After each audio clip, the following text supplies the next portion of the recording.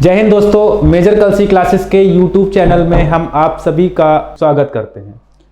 जैसा कि हर बार की तरह आज हम फिर से लेकर आए हैं आपके लिए एक मॉडल पेपर जो कि फिजिक्स का मॉडल पेपर है और हम यहाँ पर देखेंगे कि किस तरह से जो हमारा एयरफोर्स के एग्ज़ाम्स होते हैं, एक्स ग्रुप का एग्ज़ाम होता है, उनमें किस तरह से क्वेश्चंस आते हैं, डिफेंस के जो भी एग्ज़ाम्स होते हैं फिजिक्स से किस तरह के क्वेश्चंस आते हैं।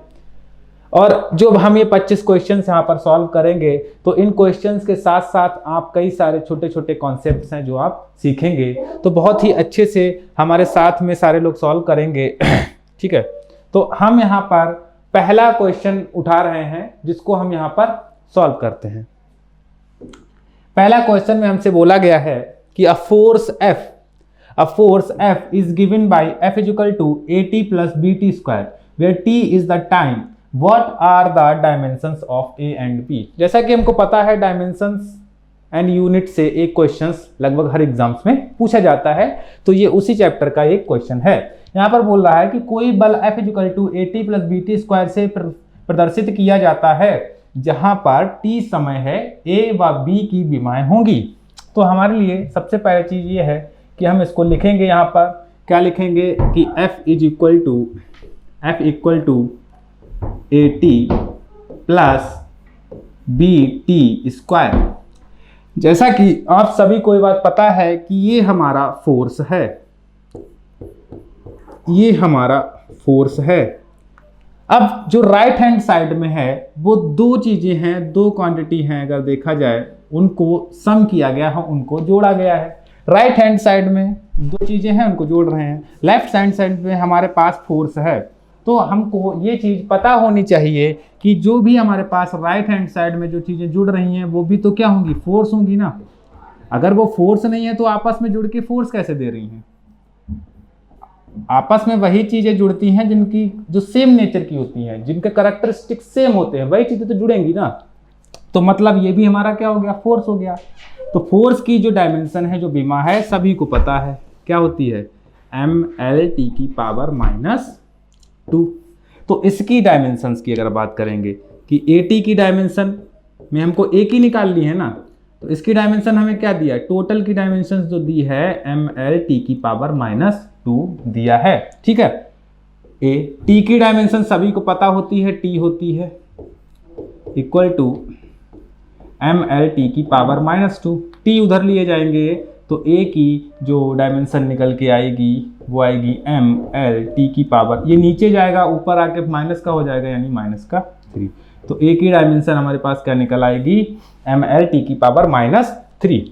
अभी हमको B की निकालनी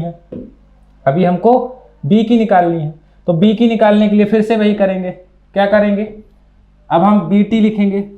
BT स्क्वायर की जो डायमेंशन है वो क्या होना चाहिए, फोर्स की डायमेंशन के बराबर होनी चाहिए, यानी mLT की पावर -2 होना चाहिए। ठीक है, टाइम की T स्क्वायर हो जाएगा इधर क्योंकि वो टाइम है, और ये हो गया mLT की पावर -2, mLT की पावर -2। ठीक है, B ये उधर जाएगा, कितना हो जाएगा, mLT की पावर 2 नीचे जाएगा, ऊपर आएगा, पावर हो जाएगी 4। तो B की डायमेंशन निकल आई mLT की पावर -4। ठीक है, mLT की पावर -4। अगर हम सारे ऑप्शंस देखेंगे यहाँ पर, अगर हम यहाँ पे ऑप्शंस देखेंगे, अगर हम ऑप्शंस की बात करेंगे तो कौन सा ऑप्शन करेक्ट हो जाएगा, हमारा ऑप्शन नंबर B करेक्ट हो जाएगा। तो यही अप्रोच रहनी चाहिए डायमेंशन एंड यूनिट के क्वेश्चन को सॉल्व करने की, हमको यही अप्रोच रखनी है। अब हम अपने नेक्स्ट क्वेश्चन की तरफ चलते हैं।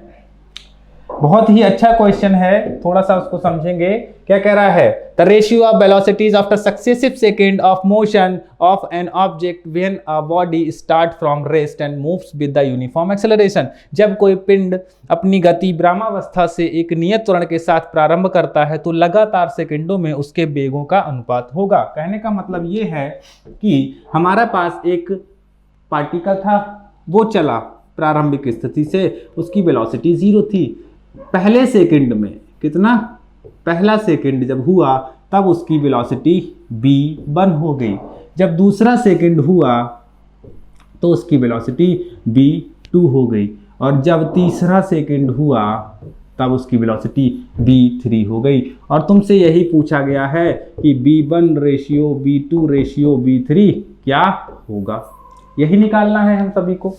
तो हम क्या करेंगे देखते हैं, कैसे अप्रोच करेंगे उसको थोड़ा सा समझते हैं, कैसे अप्रोच करेंगे। देखो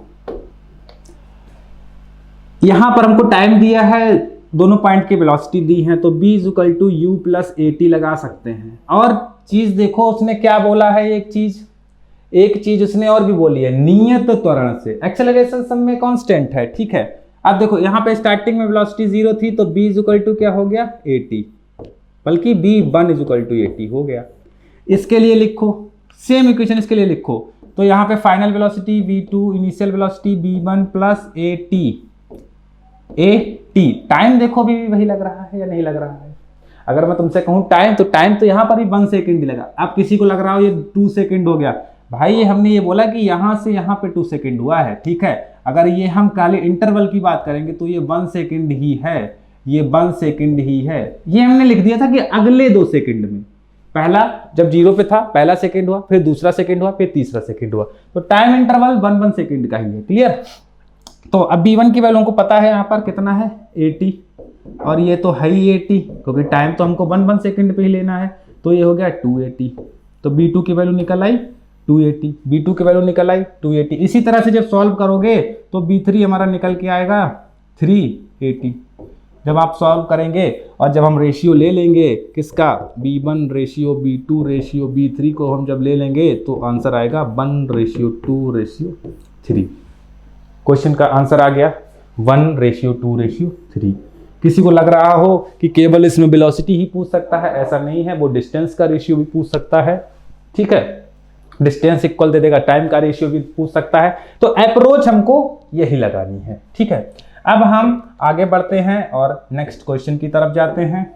क्या आपने भी देखा है भारतीय सेना में जाने का सपना? मेजर कल्सी क्लासेस करेगा आपके ऐसे हर सपने को साकार। जुड़िए हमारे ऑफलाइन क्लासरूम प्रोग्राम के साथ, जहां आपको मिलेगा एक्सपर्ट फैकल्टी टीम का guidance, best defence oriented books, बेहतरीन physical training, doubt counter facilities, special current affair की क्लासेस और मंथली यूनिट टेस्ट। आज ही लीजिए डायरेक्ट एडमिशन और पाएं 2000 का कैशबैक। अधिक जानकारी के लिए हमें कॉल करें 9696330033 पर और विजिट करें www.majorkalsiclasses.com पर। जय हिंद। नेक्स्ट क्वेश्चन की तरफ आते हैं। क्वेश्चन कह रहा है अ body is throne upward against the gravity g with initial velocity u, which one among the following is the correct expression for its maximum height? एक पिंड को प्रारंभिक वेग u से गुरुत्व g के विरुद्ध ऊपर की ओर फेंका गया, अधिकतम ऊंचाई बताओ।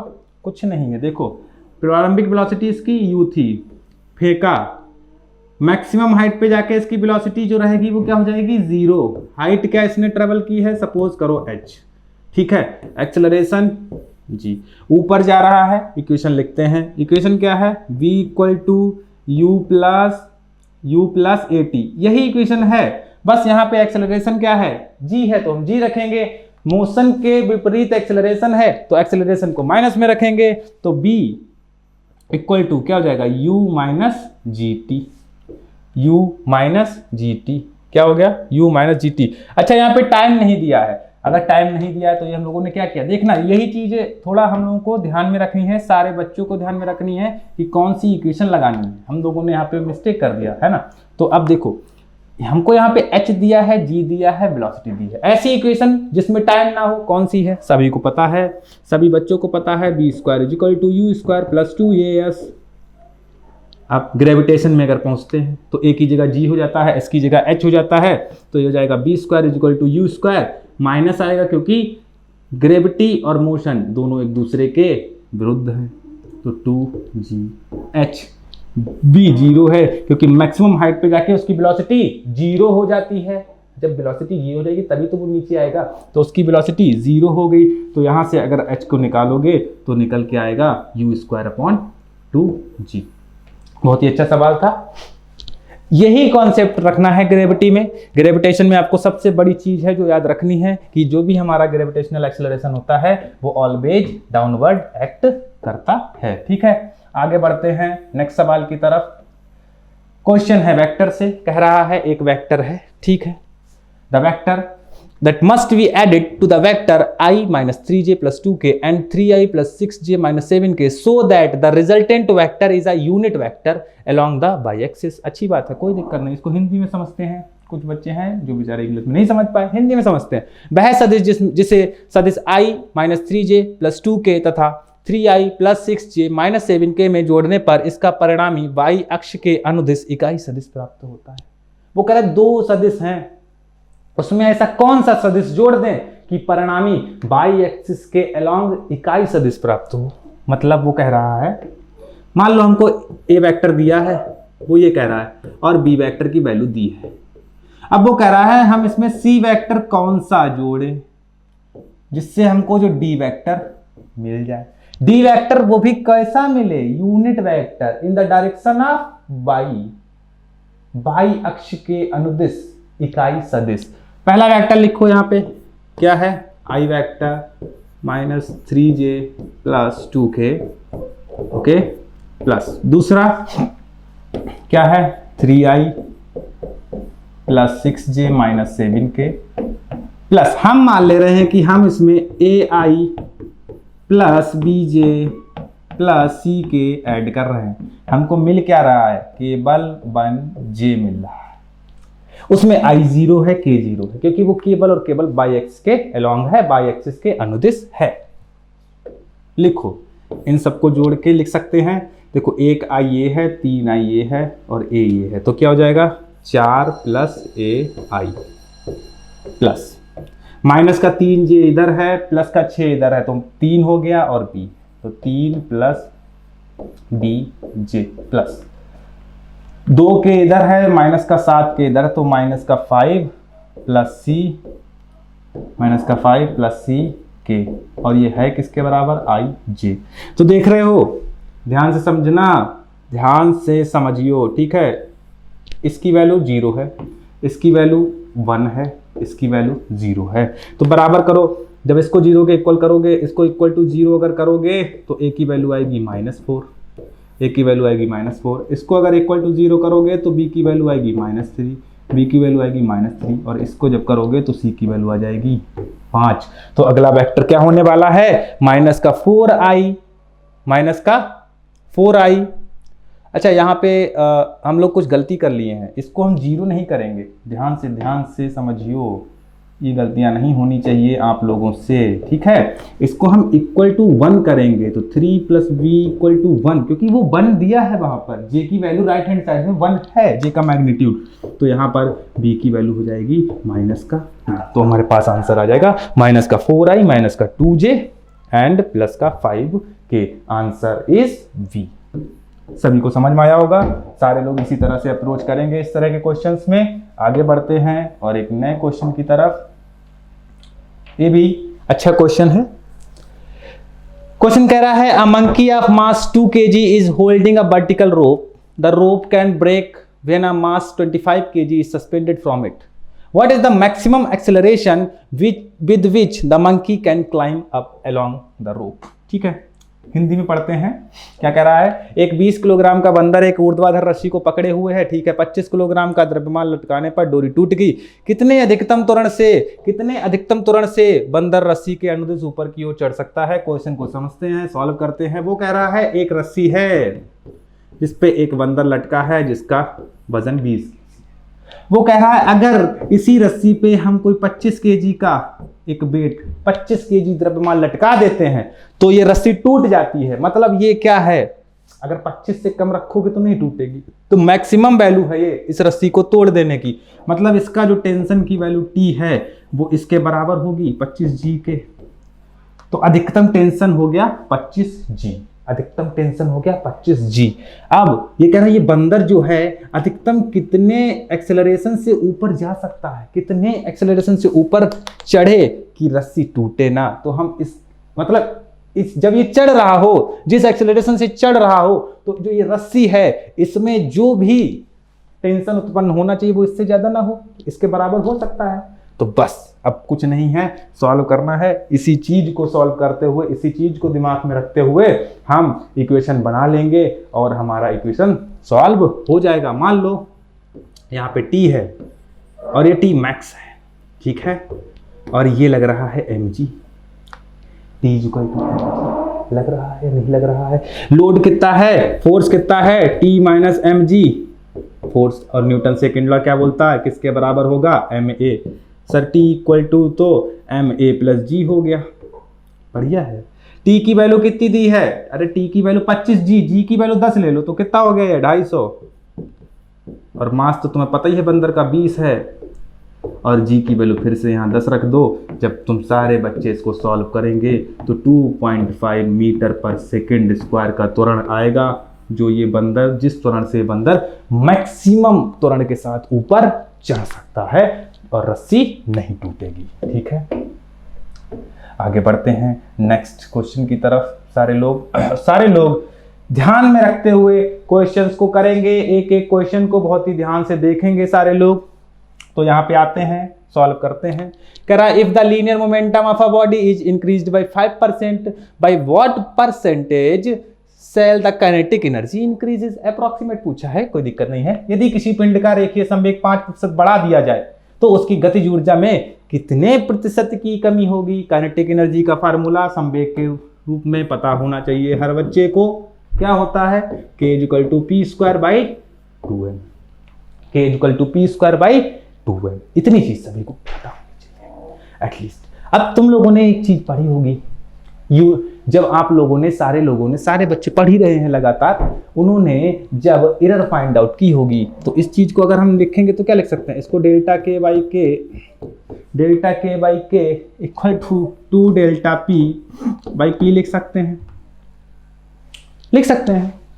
एरर में ये चीजें पढ़ी होंगी कैसे लिखते हैं। ठीक है, तो ये क्या है, बढ़ा दिया किसको, 5% बढ़ाया, तो यही तो दिया है 5%। अरे यही तो दिया है 5%, सीधे रख दो यहाँ पे 5, आंसर आ जाएगा 10%, और इसका आंसर आ जाएगा 10%। ये चीज याद रखेंगे। फार्मूला आपको याद होना चाहिए किसका, काइनेटिक एनर्जी को और मोमेंटम के बीच में जो रिलेशन होता है वो आपको फार्मूला अच्छे से याद होना चाहिए। ठीक है, जब याद करेंगे तभी चीजें हो पाएंगी, तो सभी को याद रखना है चीजें। ओके, आगे बढ़ते हैं। 3 identical sphere each of mass 1 kg are kept as shown in figure touching each other with their center on a straight line. If their centers are marked P, Q, R, okay, respectively, the distance of center of mass of the system from P. ठीक है, समझते हैं। यहाँ पे कह रहा 3 समान गोले जिनमें प्रत्येक का द्रव्यमान 1 kg है, चित्र में दर्शाए गए अनुसार परस्पर संपर्क में रखे हैं तथा उनके द्रव्यमान एक सीधी रेखा पर स्थित हैं। यदि उनके केंद्रों को क्रमशः P, Q, R से प्रदर्शित किया जाए तब निकाय के द्रव्यमान केंद्र की P से दूरी होगी। अरे यार क्या क्वेश्चन पूछा है, इसको क्या मान लो, रेफरेंस। क्या मान लो इसको, रेफरेंस। अब हर पॉइंट की डिस्टेंस निकालो। अगर हम P की बात करें, देखो कहने का मतलब है अगर हम P का देखो द्रव्यमान केंद्र सेंटर पे होगा, कलर देखो चेंज करते हैं तो और समझ में। P का द्रव्यमान केंद्र सेंटर पे होगा, इसका द्रव्यमान केंद्र ये है, इसका द्रव्यमान केंद्र ये है, सर्किल है, सेंटर पे होगा या नहीं होगा, बिल्कुल होगा। ये चीज याद रखनी है। ठीक है, क्या पूछ रहा है, हाइट निकाल दो। अरे हाइट निकाल दो, देखो ये डिस्टेंस कितनी है, ये डिस्टेंस कितनी है, ये डिस्टेंस है पी क्यू, क्या है पी क्यू, और ये डिस्टेंस क्या है क्यू आर। रेफरेंस से देखो पी की दूरी बताओ कितनी है 0, क्यू की कितनी है पी क्यू, आर क्यू की कितनी है आर की अगर रेफरेंस से देख लोगे तो पी प्लस क्यू हो जाएगा, है ना। यानी P Q plus Q R total ये कितनी है, रेफरेंस से इसकी कितनी हाइट हो गई, मतलब दूरी हो गई पी आर, हो गई या नहीं हो गई। अब अगर इन तीनों का तुम क्या लिखो, इन निकाय के केंद्र की पूछा है, पूरा जो सिस्टम है, ठीक है, पूरा जो सिस्टम है, मान लो वो x है, और टोटल मास तो तुम निकाल ही सकते हो, टोटल मास तो हम लोग निकाल ही सकते हैं। ठीक है, इतनी चीज तो सभी को क्लियर है। तो जब हम क्या करते हैं, मान लो वो x है तो m का x जो हो जाएगा वो क्या जाएगा m1, उसकी दूरी कितनी है m1 वाले कितनी है, या हम mp मान ले रहे हैं, mp की तो 0 है ना रेफरेंस से, प्लस mq उसकी कितनी है सर pq है, ठीक है, प्लस प्लस mr, सर उसकी तो सर pr है, ठीक है pr रख दो, कोई दिक्कत वाली बात नहीं, ये तो कैंसिल आउट ही हो गए। m यहाँ पे कितना है, क्या करा 1 kg का है 1, तो तीनों को मिला दोगे 3 kg नहीं हो जाएगा, और 3 × x हो जाएगा, और ये m³ 1 है तो ये p³ बचा केवल, और ये mr भी 1 है तो ये pr बचा। तो यहां से जो निकाय का वो आएगा वो क्या आ जाएगा, pq plus pr/3, pq plus pr/3, ठीक है। तो इसका आंसर जो होगा वो हमारा क्या हो जाएगा, pq plus pr/3, answer B. Clear, सभी को क्लियर है ये चीज, सारे लोग कमेंट करके बताएंगे, ठीक है। अगला क्वेश्चन आ गया है कि which of the following is not a perfectly inelastic collision, कौन सा कोलिजन है जो इनइलास्टिक है, परफेक्टली इनइलास्टिक है। परफेक्टली इनइलास्टिक में जो E की वैल्यू होती है, रेस्टिट्यूशन कोफिशिएंट यानी velocity of separation upon velocity of approach, वो वैल्यू कितनी हो जाती है, वो वैल्यू कितनी हो जाती है, 0 हो जाती है ना, क्योंकि 1 इलास्टिक में रहती है। तो यहां पर परफेक्टली इनइलास्टिक का मतलब होता है बॉडी आई टकराई, टकराने के बाद ये अलग ही नहीं हुई, एक ही वेलोसिटी से आगे चलती चली गई, एक ही सेम वेलोसिटी से आगे चलती चली गई। क्लियर है। तो अब हम इसके ऑप्शन पढ़ेंगे, उससे ही आप यहां पे मार देंगे, ठीक है। ऑप्शन पढ़ोगे वहां पे समझ में आ जाएगा। मैं क्वेश्चन कह रहा हूं, पहला है, नीचे से चलते हैं, कह रहा गतिशील कार पर व्यक्ति का कूदना। कोई कार चल रही है उसमें व्यक्ति कूदेगा ना, जब व्यक्ति उसमें कूद जाएगा तो ऐसा थोड़ी कि व्यक्ति और कार अलग अलग हो जाएगा, कार पर कूदा है वो, तो दोनों एक वेलोसिटी से आगे चले जाएंगे, ये तो है ही, ठीक है। दूसरा, प्रोटॉन का इलेक्ट्रॉन से टकराना, अगर प्रोटॉन इलेक्ट्रॉन से टकरा जाएगा ना तो वो कभी अलग नहीं होंगे, क्योंकि एक पॉजिटिव एक नेगेटिव मिल जाएंगे। रेत के थैले से गतिशील गोली का टकराना, कोई रेत का थैला रखा है, इससे गोली टकराई तो गोली इसमें घुस जाएगी और कभी भी इससे बाहर नहीं निकलेगी, इसको लेके साथ में जाएगी, और ये ना थैला में इतनी दम है कि इस गोली से दूर हो पाए। कांच की 2 गेंदों का टकराना, हाँ यहां पे है, कांच की 2 गेंदों का टकराना का मतलब समझ रहे हो कि एक कांच की एक गेंद थी, एक ये थी, जब टकराई तो ये जरूरी नहीं है कि एक साथ ही जाएंगी ना, ये अलग अलग हो जाएंगी, तो ये इम्परफेक्ट हो गया, मतलब ये इनइलास्टिक कोलिजन तो है, ठीक है, हो सकता है इनइलास्टिक हो पर परफेक्ट इनइलास्टिक नहीं है। तो यही पूछा है कौन सा नहीं है, तो option number 1, option number 1 is the correct, ठीक है। आगे बढ़ते हैं, हमारी जो सीरीज चल रही है उसमें हम आगे बढ़ते जाएंगे और फटाफट अभी हम 25 क्वेश्चन कर लेंगे। क्वेश्चंस है कि when a sphere of moment of inertia I about its center of the gravity and mass m rolls from rest shown as inclined plane without slipping, its kinetic energy is। m द्रव्यमान का एक गोला जिसका एक गुरुत्व केंद्र के परिता जड़ता गुण I है, ठीक है, एक ढालू तल पर बिना रपटे हुए लुढ़कता है, इसकी गतिज ऊर्जा बताओ। देखो वो कह रहा है ढालू तल, मान लो कोई थीटा है, ये गोला रपक रहा है और बिना रपटे स्लिप नहीं हो रहा है, लुढ़क रहा है इस तरह से, तो ओमेगा है, लेकिन ये ट्रांसलेटरी मोशन बी भी तो कर रहा है। टोटल काइनेटिक एनर्जी जब निकालोगे, जब टोटल काइनेटिक एनर्जी निकालोगे तो रोटेशनल काइनेटिक एनर्जी भी होगी और ट्रांसलेशन के कारण भी जो काइनेटिक एनर्जी होगी। रोटेशन के कारण सभी को पता है हाफ आई ओमेगा स्क्वायर होता है सर, और हाफ एम बी स्क्वायर होता है, तो काइनेटिक एनर्जी क्या हो जाएगी, half I omega square plus half M B square, ठीक है। ऑप्शन नंबर अगर हम इसका देखेंगे तो option number C is the correct answer, ठीक है। आगे बढ़ते हैं क्वेश्चन की तरफ। हाँ, the minimum velocity by which a body is thrown vertically upward that could reach to infinite is. वह न्यूनतम वेग जिसके साथ वस्तु को ऊर्ध्वाधर ऊपर की ओर फेंकने पर वह अनंत तक पहुंच जाए, पृथ्वी को छोड़ के, पृथ्वी के ग्रेविटेशन फोर्स को छोड़ के बाहर निकल जाए, उसको बोलते हैं पलायन वेग, एस्केप वेलोसिटी, ठीक है।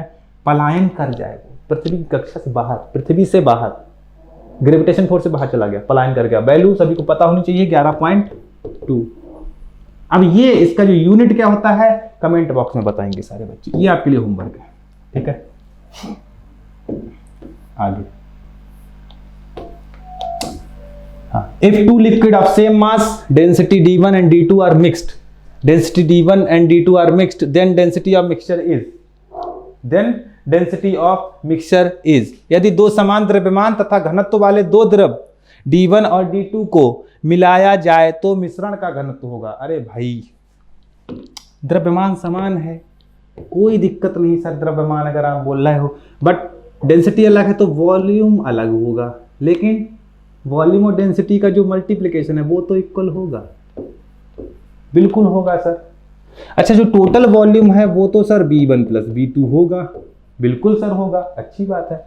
अच्छा सर जो B है, जो टोटल वॉल्यूम है, अगर हम उसको निकालेंगे तो कैसे होगा? अरे सर हमने दो सेम द्रव्यमान की चीजें रखी थी, तो यहाँ पे जो मास होगा वो 2m हो जाएगा और डेंसिटी मान ले रहे हैं सर D हो गई, पुराने वाले की भी m1/d1, m तो सेम है बल्कि m ही रखो यहाँ पे, m/d2, m उड़ गया, m उड़ गया, 2/d इक्वल टू सॉल्व कर लो d1 plus d2 by d1 d2।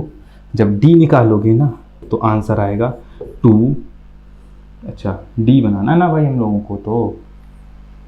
को तो d बनाना है, आ जाएगा 2 d1 d2 upon d1 plus d2।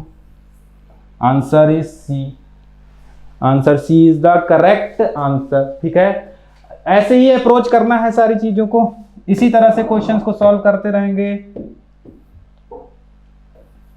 अगला क्वेश्चन आ गया, according to Newton's law of cooling the rate of cooling of a body is proportional to. Newton के शीतलन नियम के अनुसार शीतलन की दर समानुपाती होती है। हर बच्चे को पता होना चाहिए न्यूटन का जो कूलिंग लॉ है वो HA डेल्टा T होता है। पहले तो ये लिख लो। अब पूछो वस्तु के ताप पर ताप है क्या? नहीं। वातावरण के ताप पर वातावरण का ताप है? नहीं। वस्तु के ताप के चतुर्थ घात पर कहाँ है चतुर्थ घात? वस्तु तथा वातावरण के बीच तापांतर, ये डेल्टा T, ये क्या होता है? वस्तु और वातावरण जो है दो चीजें हैं, एटमॉस्फेयर एंड जो बॉडी है उनके बीच का जो भी टेम्परेचर डिफरेंस होता है उसके प्रोपोर्शनल होती है, तो D is the correct answer. ठीक है, नेक्स्ट आगे बढ़ते हैं। How does time period T of a simple pendulum vary with length? सरल लोलक का आवर्तकाल L, आवर्तकाल लंबाई के अनुसार किस प्रकार बदलता है? अगर मैं अभी पूछूं तो ज्यादातर बच्चों को ये चीज तो याद ही होगी, सरल लोलक का आवर्तकाल 2π√L/g। तुम खुद बता दो, 2π तो कांस्टेंट है, g कांस्टेंट है, तो 2 is directly proportional to √L हो जाएगा या नहीं हो जाएगा? तो ऑप्शन कौन सा हो जाएगा? ए इज द करेक्ट आंसर। बस खत्म, आगे बढ़ते हैं।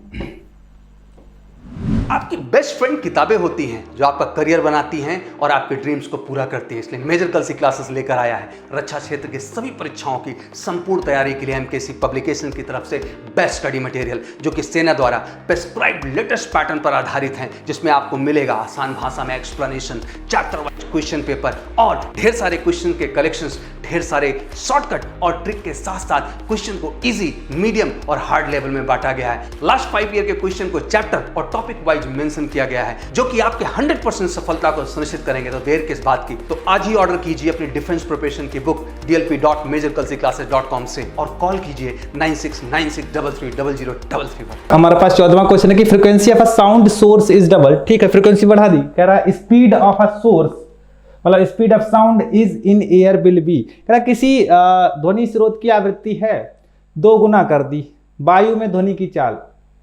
फ्रीक्वेंसी और स्पीड एक दूसरे पे डिपेंडेंट नहीं करती है, तो आंसर होगा ये वही रहेगी। ठीक है, आगे बढ़ते हैं 15वां क्वेश्चन, बहुत ही बेहतरीन क्वेश्चन है।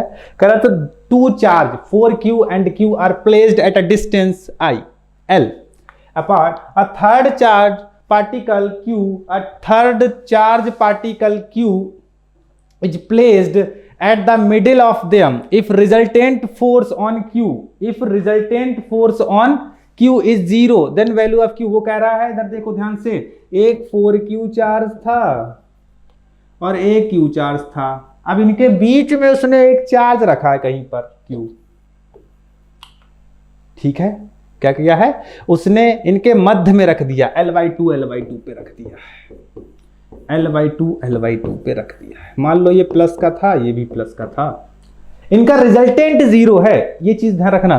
पहले तो 4Q और Q के बीच का अगर तुम फोर्स लिखोगे तो क्या हो जाएगा, फोर्स इज इक्वल टू क्या होता है 1/4 pi epsilon not Q1 Q2 upon R square. और यहाँ पे Q1 Q2 की वैल्यू आप लोगों को पहले से ही पता है, तो उसको डायरेक्ट यहाँ पे प्लेस करेंगे, डायरेक्ट यहाँ पे प्लेस करेंगे। क्या हो जाएगा 4Q into Q upon L square. Clear, इतनी चीज F is equal to 1/4 pi epsilon naught 4Q into Q upon L square. इतनी चीज अगर सभी को क्लियर है, अब इसके और इसके बीच में रखो, इसके और इसके बीच में, तो वो क्या हो जाएगा F is equal to 1/4 pi epsilon naught क्या हो जाएगा Q अपॉन, लेकिन दूरी होगी L/2 का स्क्वायर। रिजल्टेंट 0 है, रिजल्टेंट 0 का मतलब दोनों फोर्स इक्वल होंगे और अपोजिट डायरेक्शन में होंगे।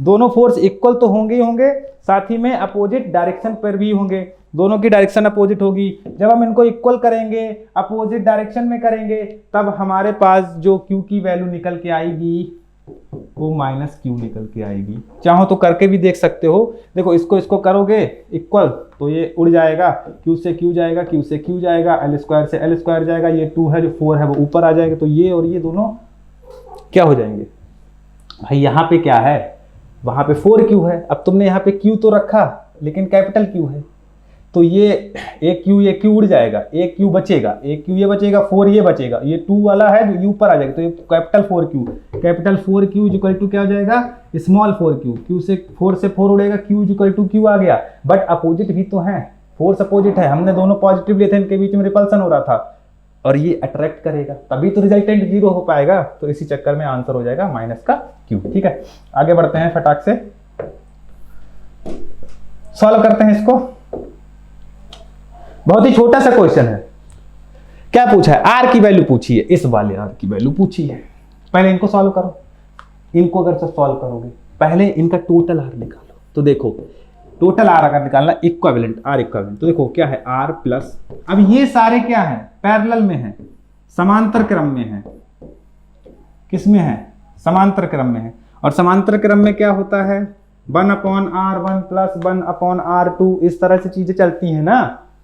तो जब सॉल्व करेंगे तो पहले अब इन दोनों को सॉल्व कर लो भाई, पहले इन दोनों को सॉल्व कर लो। जब सॉल्व करोगे तो कैसे करते हैं, समांतर क्रम में क्या हो जाता है ऊपर गुणा नीचे जोड़, ऊपर गुणा नीचे जोड़।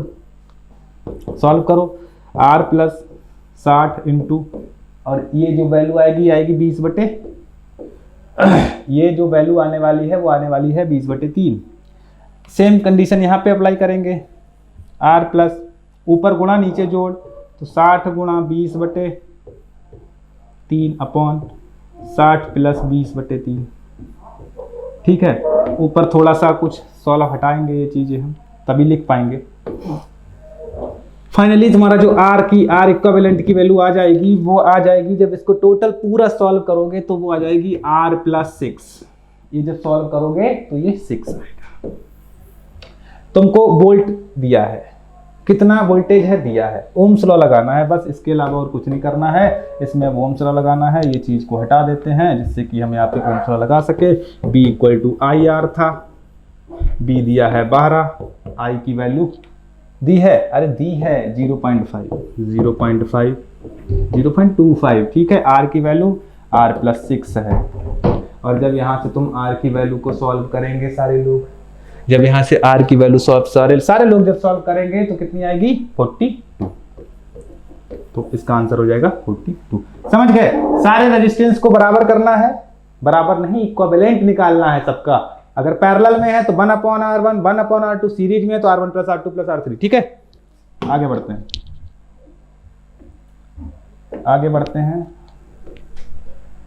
कह रहा है the cyclotron is used to accelerate. Cyclotron एक डिवाइस है, किसको त्वरित करता है, इलेक्ट्रॉन को ना। इलेक्ट्रॉन का मास बहुत कम होता है, उसको ये साइक्लोट्रॉन त्वरित नहीं कर पाता है। हाँ, प्रोटॉन को करता है, अल्फा को करता है, इसीलिए A एंड B बोथ। ठीक है, इसका आंसर हो जाएगा A एंड B बोथ। उदासीन को भी नहीं करता है, ये जो न्यूट्रल पार्टिकल है उनको भी नहीं करता है। ठीक है, इतना याद रखना है। कह रहा है Faraday law represents relation between I and B। Faraday law represents relation between I and B। Okay, कह रहा फैराडे का नियम प्रदर्शित करता है। भाई क्या प्रदर्शित करता है? ए व बी में संबंध, चुंबकीय बल तथा चुंबकीय क्षेत्र में संबंध, विद्युत वाहक बल एवं फ्लक्स परिवर्तन की दर में संबंध। बिल्कुल यही तो करता है। फैराडे क्या बोलता है? E is directly proportional to d∅dt। विद्युत वाहक बल, फ्लक्स में परिवर्तन की दर। तो C is the correct answer. Okay, आगे बढ़ते हैं बच्चों। Solar radiation is measured by, अरे सोलर रेडिएशन को मेजर करते हैं हम लोग पायरोमीटर से। पायरोमीटर से इंस्ट्रूमेंट और उनके यूज से क्वेश्चंस पूछे जाते हैं। तो सभी को जितने भी फिजिक्स में इंस्ट्रूमेंट हैं उनके क्या क्या यूजेज हैं, उनसे हम क्या चीज मेजर करते हैं, ये चीज आप लोग तैयार करें। ठीक है, आगे बढ़ते हैं। An air bubble in water acts like a convex mirror, convex mirror, convex lens, concave mirror, concave lens. पानी के अंदर हवा का बुलबुला किसके जैसा व्यवहार करता है? ठीक है, तो इसका आंसर होता है अवतल लेंस। पानी के अंदर जो हवा का अगर जो बुलबुला है, जैसे ये तुम्हारा वाटर है, ये वाटर है, ये वाटर है, ये हवा है, ठीक है, तो ये अवतल लेंस की तरह बिहेव करता है, कॉनकेव मिरर की तरह बिहेव करता है। ठीक है, आगे बढ़ते हैं। 21वां question, the minimum distance between the object and its real image. अच्छा, यहाँ पे कुछ चीज छुट्टी है, real image of same size, real image of same size. Same size की रियल इमेज बनने के लिए, उसके वास्तविक प्रतिबिंब बनने के लिए न्यूनतम दूरी होगी उस ऑब्जेक्ट से। तो इसका आंसर है 0। कैसे होता है एक बार देख लो। कॉनकेव मिरर है तुम्हारा ये, ठीक है, मान लो ये हमारा ऑब्जेक्ट है, ठीक है, रे निकला, ये तुम्हारा क्या है? अरे ये हमारा फोकस है, ठीक है। इसी तरह से चीजें होती हैं। तो एक्चुअली में अगर देखोगे ध्यान से देखियो, ये ऑब्जेक्ट है, ये तुम्हारा फोकस है और ये उसकी इमेज है। तो सेम साइज की इमेज जो है जहां पे ऑब्जेक्ट होता है वहीं पे बनता है। तो दोनों के बीच की डिस्टेंस 0 है, तो आंसर इसीलिए 0 है। ठीक है, आगे बढ़ते हैं। हाँ, बहुत ही सही क्वेश्चन। ध्यान 90 thorium 238 changes into 83 Vi 222, then the number of emitted A and B particle. ठीक है, कोई दिक्कत नहीं, ए एंड बी नहीं है, एक्चुअली वो अल्फा एंड बीटा कण है, अल्फा एंड बीटा कण है। सभी को ये चीज पता होनी चाहिए, जब भी अल्फा कण एक निकलता है तो जेड में 2 की कमी होती है और ए में 4 की कमी होती है। अब देखो 90 238 थोरियम, इसमें से कितने अल्फा कण निकले होंगे कि ये 83 हो गया? क्या हो गया? ये 83 हो गया। कितने अल्फा कण निकले होंगे कि इसमें से 83 हो गया? तो देखो, पहले तो ये समझो कि 83 होगा या समथिंग। पहले ऊपर वाला देख लो, 238 हैं, 1 में 4 जाएंगे। कितने जाएंगे? 1 में 4 जाएंगे। जब 1 में 4 जा रहे हैं तो देखो कितने कम हो गए होंगे? 238। क्योंकि बीटा में ए में कमी नहीं आएगी, इतना याद रखना, बीटा में ए में कमी नहीं आएगी, तो केवल अल्फा में ही ए में कमी आएगी। तो कितने कम हुए हैं? 238 बटे 222, ये हो गया 6, 16 कम हुए। 1 में 4 जाएंगे तो मतलब 4 अल्फा निकले होंगे। 4 अल्फा जब निकले, अब पूछा गया कितने बीटा निकले, तो 4 अल्फा निकले होंगे। तो इसमें कितने की कमी आई होगी? 8 की। कितने की कमी आई होगी? 8 की, क्योंकि 1 अल्फा 2 जेड में कमी करेगा। तो ये हो गया होगा करीब 82, लेकिन यहाँ पे हो चुका था 83। तो फिर से एक बार बीटा इमिशन हुआ होगा, क्योंकि यहाँ पे बढ़ गया है, एक बढ़ गया तो माइनस बीटा हुआ होगा। तो इसका आंसर हो जाएगा 4 अल्फा और 1 बीटा। 1 बीटा निकला है, वो भी बीटा माइनस है। ज्यादा एक्यूरेसी के हिसाब से अगर हम इसका आंसर देखेंगे तो माइनस बीटा। ठीक है, आगे बढ़ते हैं नेक्स्ट क्वेश्चन की तरफ। और नेक्स्ट क्वेश्चन जो है हमारा,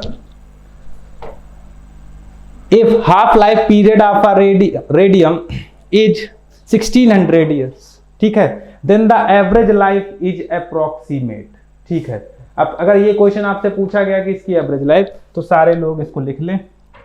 एवरेज लाइफ और हाफ लाइफ में जो रिलेशन होता है वो ये रहेगा आपका, ये हाफ लाइफ है average life is equal to 1.43443 T half. ठीक है, ये चीज रहेगी और इसको अब क्या करो, गुणा कर दो ना, इसकी हाफ लाइफ कितनी है 1600 वर्ष, तो 1.443 इंटू 1600 सर, ठीक है, इंटू 1600। आंसर जब गुणा करोगे तो आंसर आएगा। और इस क्वेश्चन का जो आंसर है वो हम आप लोगों से चाहते हैं कमेंट बॉक्स में कि जब इसकी गुणा करेंगे तो कितना आएगा। ठीक है, इतना आप भी करेंगे ना सॉल्व, साथ साथ में आप लोग भी सॉल्व करेंगे। ठीक है, इसका आंसर हम आप लोगों से चाहते हैं कमेंट बॉक्स में, सारे बच्चे इसका आंसर निकालेंगे। फार्मूला हमने आपको बता दिया है। Electron volt is the unit. Electron volt किसकी यूनिट है? याद रखना, इलेक्ट्रॉन वोल्ट ऊर्जा की यूनिट है। लगता जरूर है वहां इलेक्ट्रॉन है तो विभव हो जाएगा, धारा हो जाएगा, आवेश हो जाएगा ना।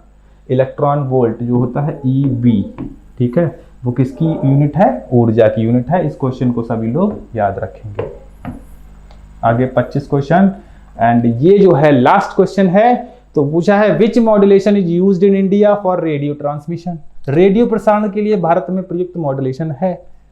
अरे ये चीज अगर आप लोग कॉमन सेंस भी लगाओ, जब रेडियो चलाते हैं तो क्या मैच करते हैं? फ्रीक्वेंसी। तो इसका आंसर भी हो जाएगा फ्रीक्वेंसी मॉड्यूलेशन, यानी आवृत्ति मॉड्यूलेशन।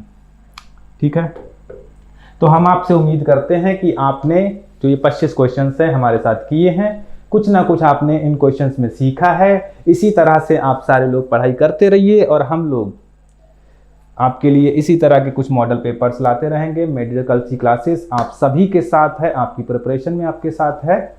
जय हिंद। वो कहते हैं कि बैटल ग्राउंड में वार वही जीतता है जो सही स्ट्रैटेजी से फाइट करता है। ठीक वैसे एग्जाम वही क्रैक करता है जो एक्यूरेट प्लानिंग के साथ प्रिपरेशन करता है। तो 15 साल के वास्ट एक्सपीरियंस के आधार पे हमने डिजाइन किया है फौज के एग्जाम को क्रैक करने का एक किलर प्लान, जिसके माध्यम से आप घर बैठे सिक्योर कर सकते हैं सेना के किसी भी एग्जाम में मैक्सिमम मार्क्स। तो MKC के ऑनलाइन कोर्स में आपको मिलेगा recorded lecture 24/7, teaching plan, chapter wise e notes, daily live classes, daily assignment, study material, interactive classes, doubt counter, daily quiz, online test, 1-to-1 guidance, exam oriented tips और daily current affair. 4.8 के Google Play Store की rating के साथ defence aspirant की पहली पसंद। So what you are waiting for? अभी download कीजिए MKC लर्निंग ऐप अपने गूगल प्ले स्टोर से और बुक कीजिए अपनी फ्री डेमो क्लास।